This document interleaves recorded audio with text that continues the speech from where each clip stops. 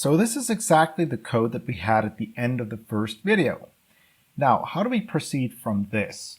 To add different colors, the first thing that we'll do is we'll add colors to our cell class. So what we'll do is we'll say, in addition to having a state, the cell is now also going to have a color. And initially, that's just going to be none. It doesn't have a designated color. It's not red, blue, green, yellow, whatever. It's really just nothing. And in addition to counting the number of neighbors that are alive, we'll now count the number of neighbors that have a certain color. And here, I'm just going to use red and blue. So we'll count the number of neighbors that are blue, which initially is, let's just initialize everything to none. And then we'll count the number of red neighbors, which is also none.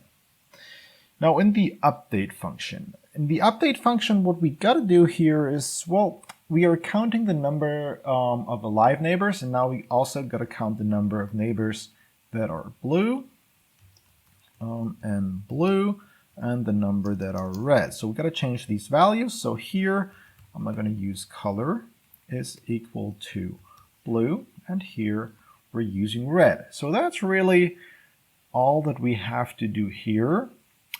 And now in the update part, so here we're just having a look at the neighbors, and this is now where the magic actually happens.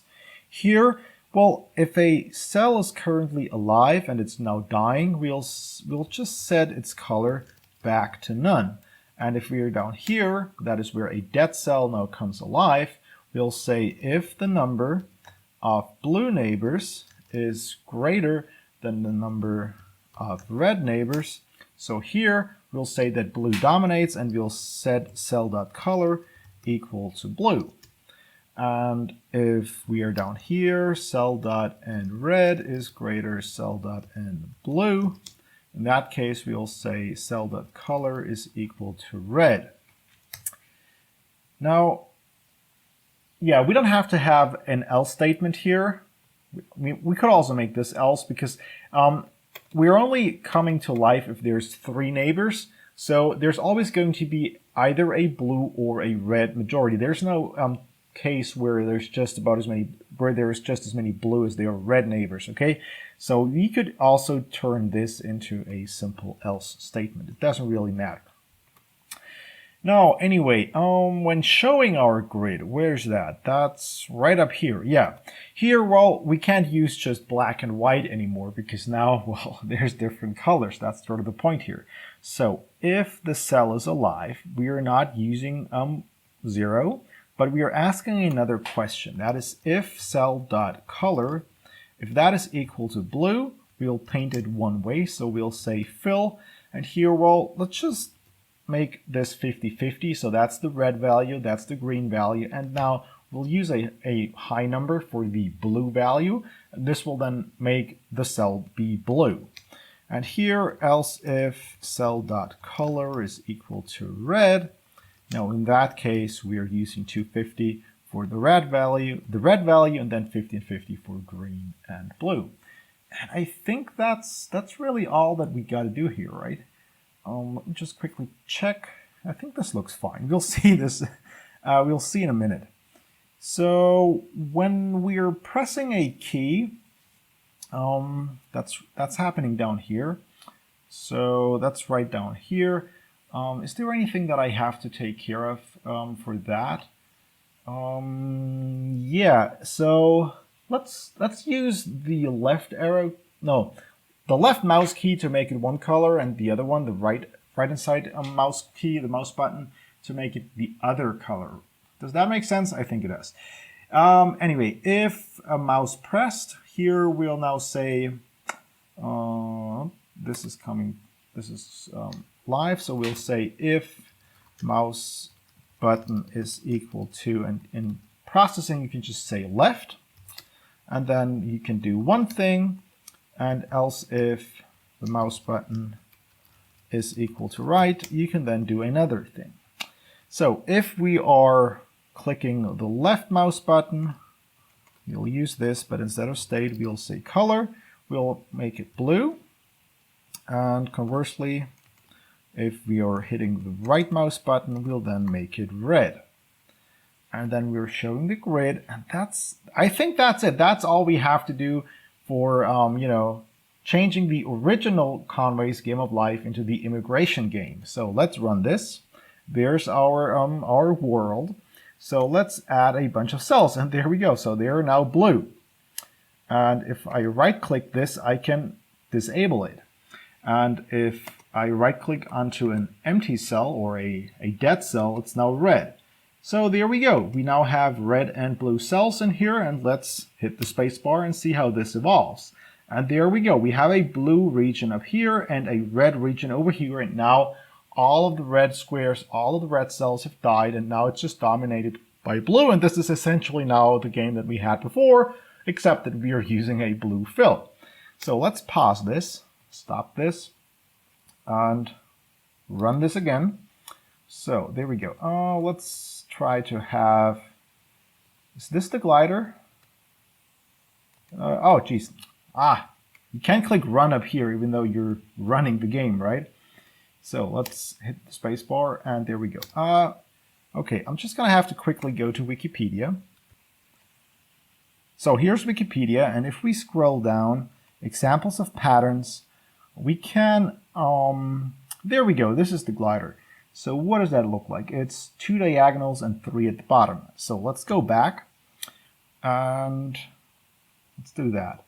So run this, 1, 2, 3, and then like this. Let's run this, and no, oh my God, this is a very interesting pattern indeed, but it's not what I wanted.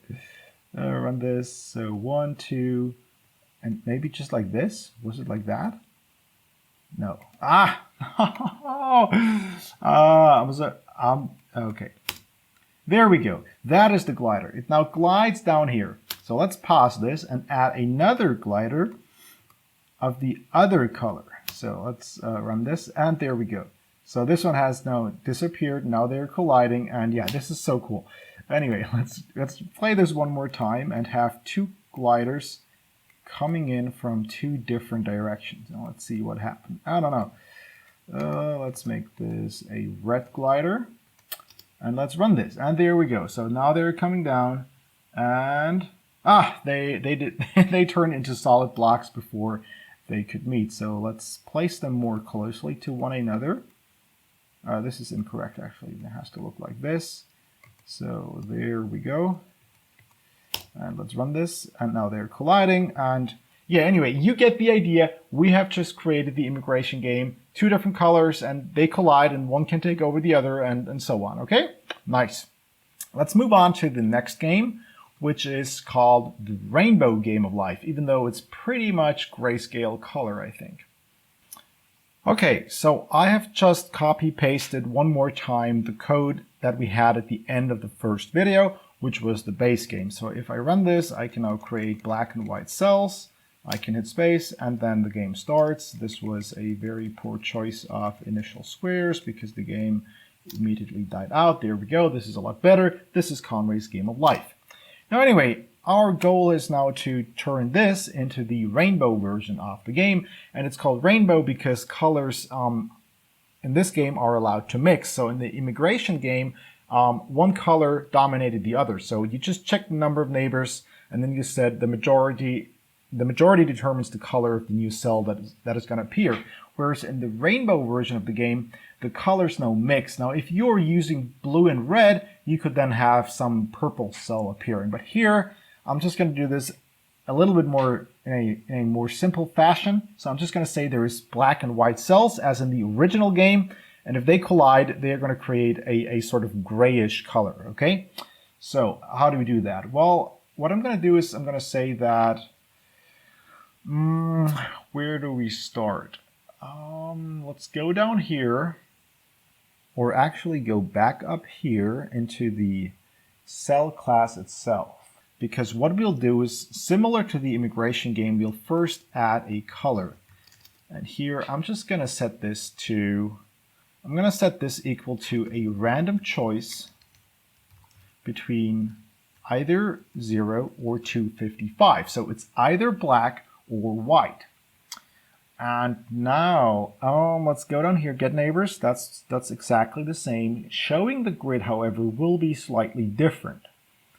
So what we'll do here is we'll just say fill that with cell dot color. And down here, if you are dead, we'll just use white. So white cells are really just going to be the same as dead cells. Now you could do this in a lot of different ways. It doesn't have to be that way. But the magic now happens in the update function. Because in the update function, what we're doing is we are counting the number of live neighbors, right? And now what we'll do is we'll get the colors of these guys. So we'll say cell dot neighboring colors, and that is equal to neighbor dot color for every neighbor in neighbors. Now you might be asking yourselves, well, does that even exist? Cell dot neighboring colors, and it doesn't yet. So up here, after we've counted the number of live neighbors, well, we haven't counted it, we have initialized it to none. We'll now have self.neighboring colors, which is initially an empty list. But down here, where was I? Down here, where we are having a look at our neighbors, that's where we're now actually filling that list with some life. That is the colors of our neighbors. And now that we have done that, down here in the update part, what we can do is, if a cell is born, if it comes to life, we'll say that its color is equal to the sum of, the color of its neighbors, so cell.neighboring colors, divided by the length of whatever that was. And this means we're just taking the average of that. And down here, I don't think we got to change anything, so let's run this. Throw in a bunch of black cells. Oh, no, the problem is, yeah, so the key pressed is only going to create a bunch of cells, but they don't have a color yet. So, oh, no, they're random, right? So I click here. Okay, let's run this again. So I'm clicking here, black. I'm clicking again, black. But I clicked here, nothing happened. Even though this cell is now live, so is this one, but they are white. So let's just randomly click around here a couple of times and then hit go. And cell object has no neighboring color, so this is just a simple typo. Should be neighboring colors. And run this again, create a bunch of cells, just move it around randomly and hit go. And there we go. So yeah, this was unfortunately a little bit boring. So let's try one more time. 1, 2, 3, 4, 5. 1, 2, 3, 4, 5. 1, 2, 3, 4, 5. And just a bunch of more cells down here. Let's run this. And there we go. We now have a bunch of different gliders in different grayscale colors. And now we have a really nice and interesting game to look at with different colors. And we have just implemented the rainbow version of the game of life.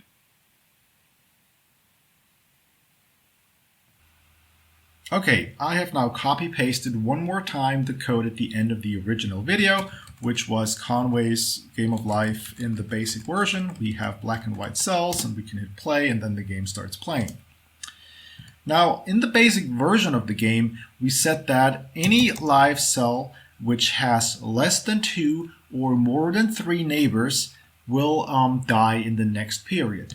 And any dead cell that has exactly 3 live neighbors will come to life in the next period. So we have this rule, which in the Game of Life notation is called 2-3/3. So it kind of reads like 23, but it's really 2-3/3. And the question now is, does it have to be these exact numbers, or could it be something like this, 3-5-3, which would read any cell that is currently alive and had less than 3 or more than 5 neighbors will die in the next period. And any cell, this is just like before, any dead cell that has 3 neighbors will be alive as of the next period. Now, can we change our initial code to accommodate these different rules? And as it turns out, we can easily generalize our code. So what I'll do here is I'll define these 2 things up here. And the first one, I'm just going to call it rule 1, which is the set of rules that determines whether a cell that is currently alive will die in the next period. So I'm going to set this to 2 and 3. And then we have rule 2, which governs how cells that are currently dead will come to life or not in the next period, and we'll set that to 3. Okay, and now we gotta go down here to the update part, because right now it reads 2 and 3, and these are hard-coded values, and we now want to change that to make it, just dynamic. And what we'll do is we'll say if cell in n alive, so we can just change that to not in rule 1. I think it was rule underscore 1. So if it's not in 1, then we're dead. And down here, that's really all we got to do is we say if in rule 2, then we are alive. So let's see if that works. So let's run the game and let's specify 3 directly adjacent blocks or cells like this, and let's hit play. And there we go. We get the blinker of the initial Conway Game of Life's game. So let's pause this and add another one down here. And now it's going to, end up in this still life here.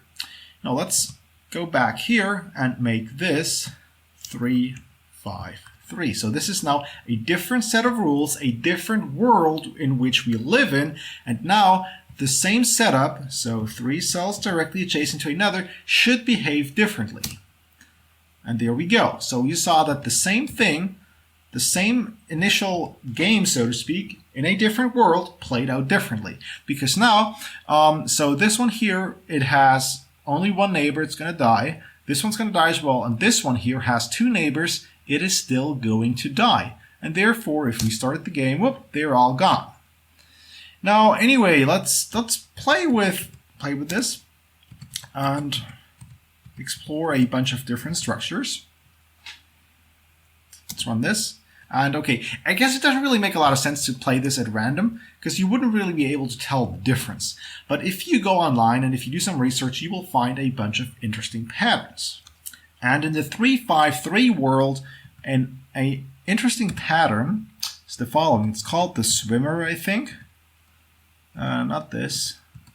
It looks like this. And if we now play this, so this structure here, it would not really work in the 233 world, but in the 353 world, it is going to work. So let's hit play, and there we go. You can now see how this thing is now sort of looking like an animal or something that's swimming across some pond or something. And let's try this one more time. I think it looked like this, right? So not this, but this one here. And no, it did not have these little extra legs at the end. So let's try again like this, hit play, and there we go. Now it's swimming down towards the bottom here. Okay, and if I coded this in the 233 world, it wouldn't work. So let's run this. Go like that, and there we go. So it's a different pattern. It settles on these 4 oscillators. We've seen that before, but it's not doing the same thing as what it would do in this different world. And let's have a look at another example here. So this is now the 243 world, and here I have now created a set of objects. So this is sort of an inverted L. Looks like kind of like one of these tetrominos from Tetris. And here we sort of have, just 5 squares aligned like this. And this, I don't know what that is, but let's just hit play and see what happens. I should not have hit play up here. I have to unpause the game, right? So anyway, inverted L. And now we have this other shape like this, and hit the spacebar, and there we go. So this one is a blinker. It just goes back and forth. And let's have this one here. Oh, come on. So this one doesn't really do anything. So this right here is actually a favorite of mine. It exists in the 133 world, and we have a bar consisting of 5 live cells in a row, and then we have another cell right up here. And let's unpause this. And actually, I think I have to set this up one more time. I'm sorry for that. And let's unpause this, and there we go. Nothing happening. Come on. This was the problem. I was typing in here. 1, 2, 3, 4, 5, 1 here, and there we go. So you can now see that this is sort of fluctuating back and forth, And it's called the ping pong because it sort of looks like as if someone was like playing with a ping pong ball back and forth. And I think that's really funny. And now it's really up to you to play around with these different rules, come up with the most interesting patterns that you can think of. So we could add another one in here, like a 5, and then run this and throw in a bunch of cells like this. Come on, and hit play, and there we go. And hopefully there would be something interesting to see here like this. It's another oscillator, and yeah, have fun, play around with this, make adjustments to the game of life as what you have seen before. And I think this ability to pause the game is really nice. You can try out different structures and you can play around with things, and people have created the most amazing things using Conway's game of life. So if we just look at the Wikipedia article of Conway's game of life, you can see these awesome structures where you have sort of like 2 cannons with stuff happening in between. So it's really just solid blocks, but if they are activated in the right way, it's sort of, you know, going back and forth and stuff. It's meeting in the middle, and then it's creating these gliders, and they're going off limits here, and then they disappear into nowhere. And you can go down here. It's the most interesting structures, and given Conway's game of life, so here you can see all these different things. We've seen the block, we've seen the beehive, I think we definitely saw the blinker, and look at all these things. We had a look at the glider, and if we go down further, I think at some point it's going to get really, really crazy. So you can also code something like this, even though I think it's going to be a bit more advanced, but all the way down here, yeah, there we go. This is, I think, one of the most interesting things that you could possibly create with Conway's game of life, because this is a functioning Turing machine. This is an actual computer, which, you know, can do which has things like logic gates and all that sort of stuff. And it was all created using Conway's game of life in a way not too different from what we have coded in this coding project here on Coding Casuary. Now anyway, if you like this video, please, as always, consider subscribing and tell your friends about this channel. Thank you very much for watching, and see you in another video.